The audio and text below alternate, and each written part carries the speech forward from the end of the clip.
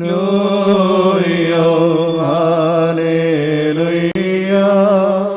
സ്തുതി ബലികളാണ് ചേരിടുവിൻ കർത്തൃ പ്രാകാരെ നിർമ്മല കാഴ്ചയുമാ കർത്തനെ സ്തുതി മദ്ബഹമുൻപിൽ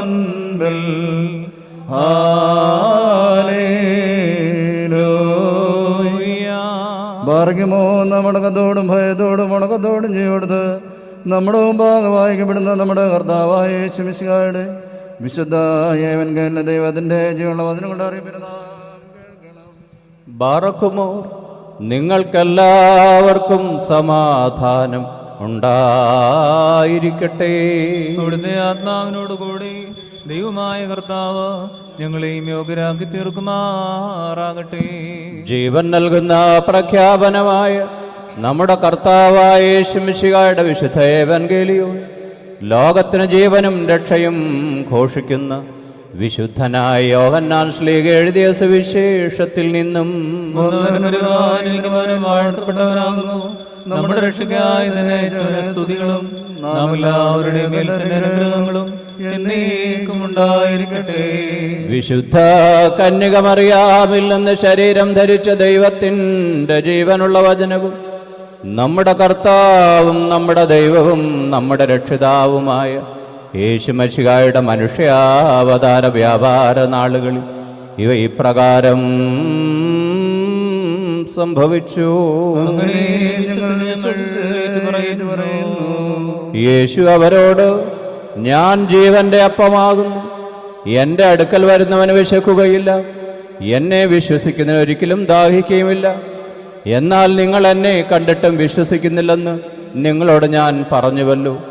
എൻ്റെ പിതാവ് എനിക്കായി നൽകിയിട്ടുള്ള ഏവനും എൻ്റെ അടുക്കൽ വരും.